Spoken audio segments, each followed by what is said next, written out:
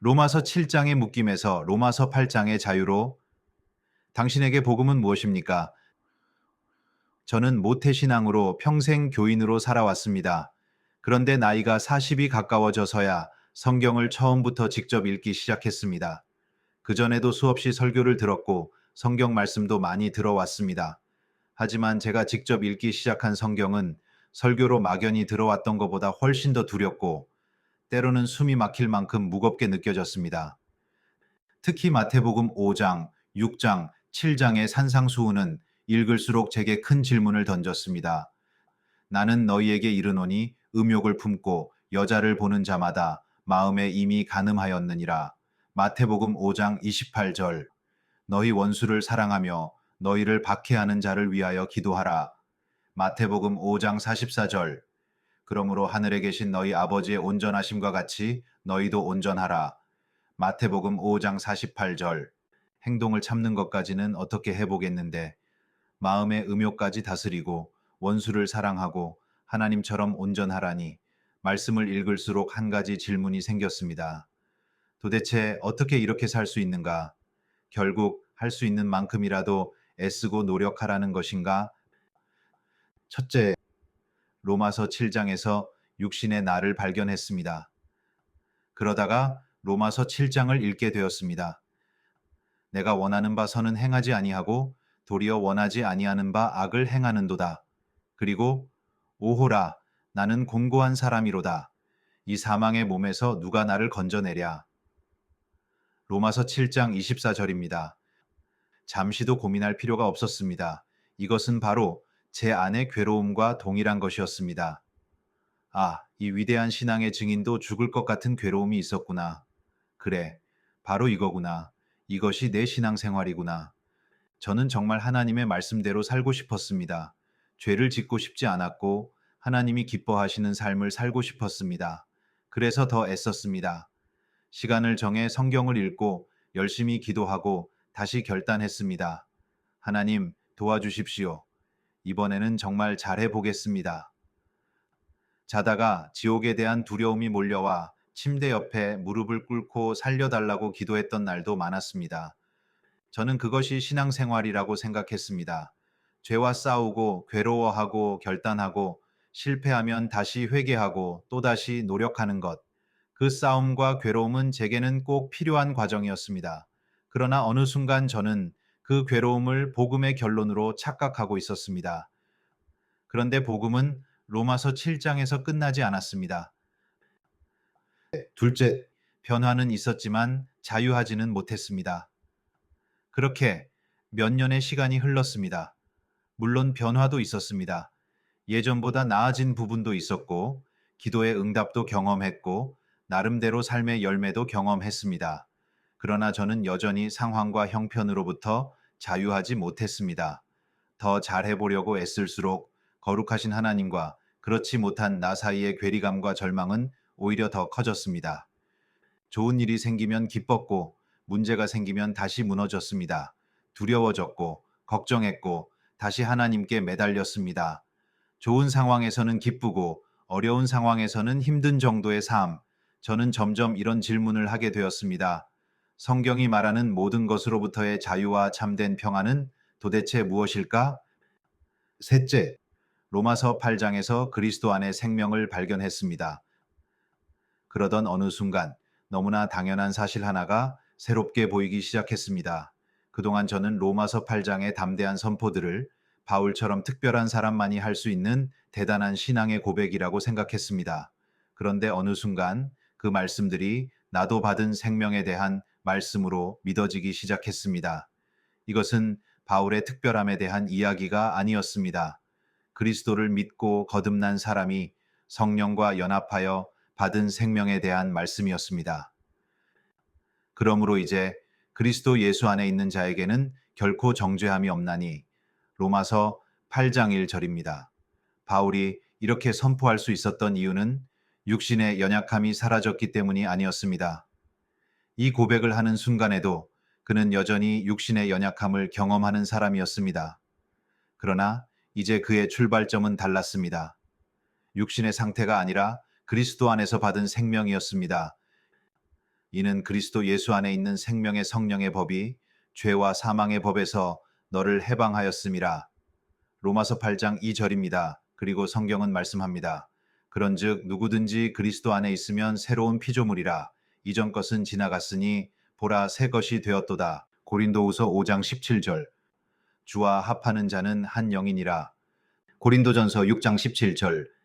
처음에는 무엇이 새롭게 되었는지, 무엇이 그리스도와 하나가 되었다는 것인지 정확히 이해하지 못했습니다. 하지만 기록된 말씀을 그대로 믿고 그 말씀대로 말하기 시작했습니다. 나는 그리스도 안에서 새로운 피조물이다. 나는 주와 합하여 한 영이다.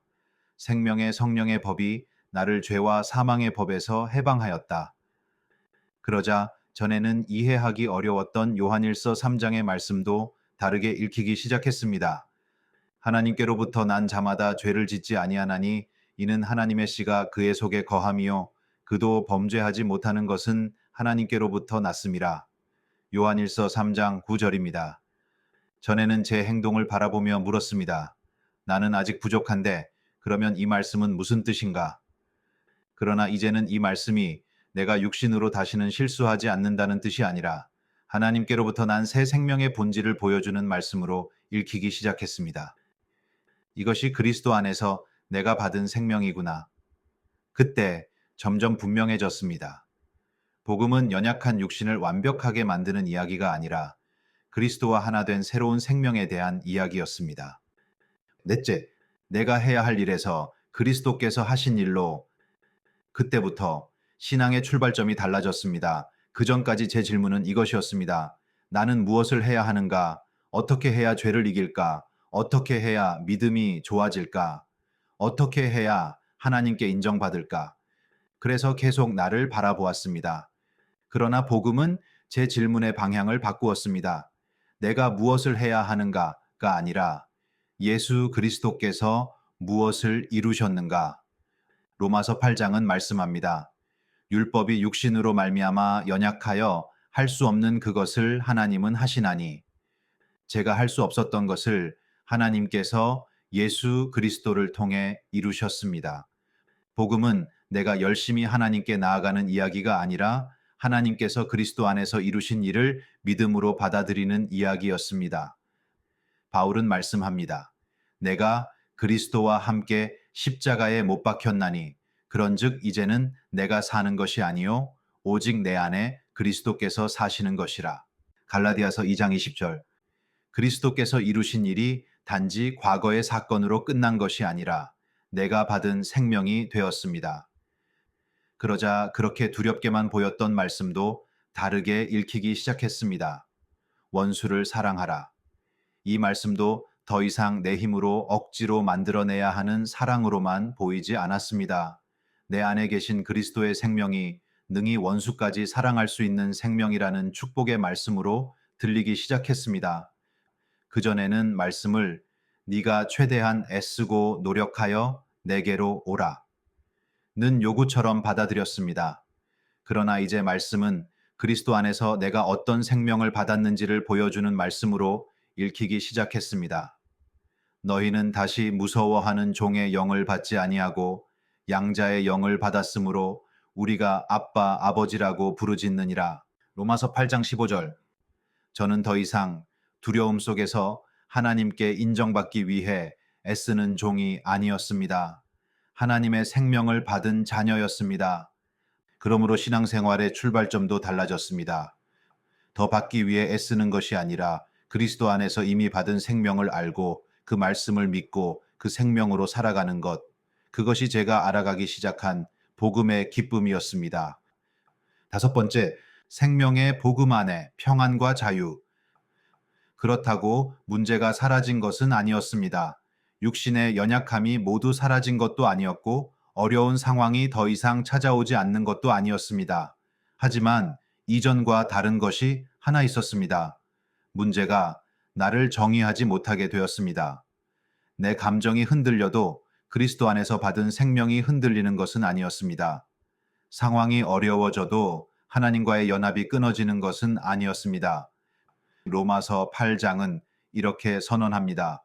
내가 확신하노니 사망이나 생명이나 천사들이나 권세자들이나 현재 일이나 장래 일이나 능력이나 높음이나 깊음이나 다른 어떤 피조물이라도 우리를 우리 주 그리스도 예수 안에 있는 하나님의 사랑에서 끊을 수 없으리라.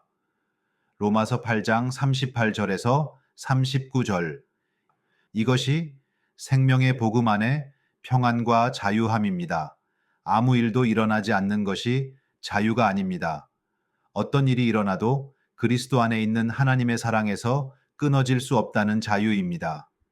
모든 문제가 해결되어야 얻는 평안이 아니라 문제와 상관없이 내가 누구에게 속해 있고 어떤 생명을 받았는지를 아는 평안입니다. 엔딩. 당신에게 복음은 무엇입니까? 돌이켜보면 저에게는 세 단계가 있었던 것 같습니다. 첫째, 로마서 7장까지도 오지 못했던 막연함. 평생 교회를 다녔지만 내가 무엇으로부터 구원받아야 하는지, 예수 그리스도께서 내게 무엇을 이루셨는지도 분명히 알지 못했습니다. 구원받았다는 교리적인 확신은 있었지만 내가 어떤 생명을 받았는지는 알지 못했던 막연한 신앙이었습니다. 그리고 둘째, 로마서 7장에 머물렀던 묶임. 말씀이 실제로 읽히기 시작했고 하나님의 말씀대로 살고 싶었습니다. 그래서 애쓰고 결단하고 실패하고 다시 결단하며 오호라 나는 곤고한 사람이로다. 이 고백 속에 머물러 있었습니다. 삶의 변화는 있었습니다. 그러나 복음의 기쁨과 자유함은 여전히 알지 못했습니다. 하지만 복음은 로마서 7장에서 끝나지 않았습니다. 그 다음에는 로마서 8장에 생명과 기쁨과 자유가 있었습니다. 그러므로 이제 그리스도 예수 안에 있는 자에게는 결코 정죄함이 없나니, 그리고 생명의 성령의 법이 죄와 사망의 법에서 너를 해방하였음이라. 복음은 내가 얼마나 잘할 수 있는가에 대한 소식이 아니었습니다. 예수 그리스도께서 나를 위해 무엇을 이루셨는가에 대한 기쁜 소식이었습니다.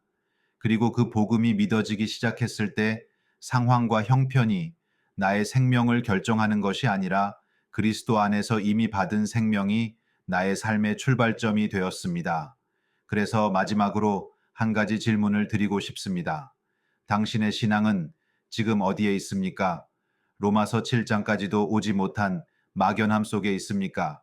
로마서 7장에 오호라 나는 곤고한 사람이로다. 여기에 머물러 있습니까? 아니면 로마서 8장의 선언 생명의 성령의 법이 죄와 사망의 법에서 너를 해방하였음이라. 이 생명의 복음을 믿고 누리고 있습니까? 당신에게 복음은 무엇입니까?